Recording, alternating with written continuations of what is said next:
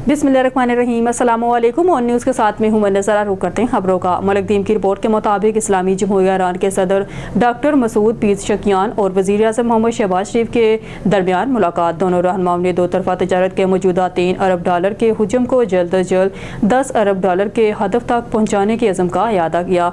वज़ीर आज़म ने फ़लस्तीनी अवाम जो इसराइली अफवाज की बुरबगत का सामना कर रहे हैं की खुलकर हमायत और अमली क़यादत पर ईरानी का शुक्रिया अदा किया और गज़ा में इसराइली मुज़ालिम के फौरी खात्मे और वहाँ की मज़लूम अवाम को इंसानी इमदाद की फ़राहमी का मुतालबा किया।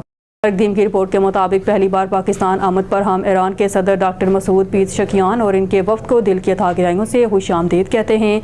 ईरान पर इसराइली जारहियत के खिलाफ पाकिस्तान की 24 करोड़ अवाम ने भरपूर मजम्मत की। इसराइल की ईरान पर जारहियत का कोई जवाब नहीं था। ईरान की लीडरशिप ने मुल्क का भरपूर दिफा किया। वज़ीर आज़म मोहम्मद शहबाज शरीफ की ईरानी सदर डॉक्टर मसूद पेज़ेशकियान के हमरा मुश्तरका प्रेस कॉन्फ्रेंस। इस्लामी जमहूरिया ईरान के सदर और वज़ीर आज़म पाकिस्तान के दरमियान मुलाकात। मलिक दीम की रिपोर्ट के मुताबिक इस्लामी जमहूरिया ईरान के सदर डॉक्टर मसूद पेज़ेशकियान जो इस वक्त पाकिस्तान के सरकारी दौरे पर हैं ने आज वज़ीर आज़म मोहम्मद शहबाज शरीफ से वज़ीर आज़म हाउस में मुलाकात की। वज़ीर आज़म हाउस पर पहुँचने पर वज़ीर आज़म ने इनका पुरतपाक इस्तकबाल किया। इन्हें गार्ड ऑफ ऑनर पेश किया गया और बाज़ाब्ता इस्तकबालिया तकरीब मुनक्कद हुई। मलिक दीम की रिपोर्ट के मुताबिक नायब वज़ीर आज़म वज़ीर ख़ारजा सेनेटर मोहम्मद इसहाक़ डार ने आज गज़ा 100 टन ज़रूरी सामान जिसमें खाना, तिब्बी सामान और पाउडर दूध समेत 100 टन गज़ा ज़रूरी सामान की रवानगी की निगरानी की।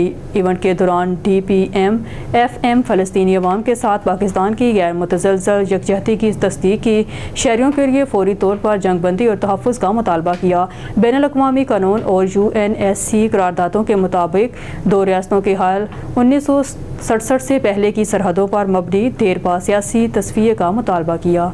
न्यूज़ स्टूडियो से फिलहाल के लिए इतना ही। मज़ीद न्यूज़ और अपडेट के लिए देखते रहिए ऑन न्यूज़।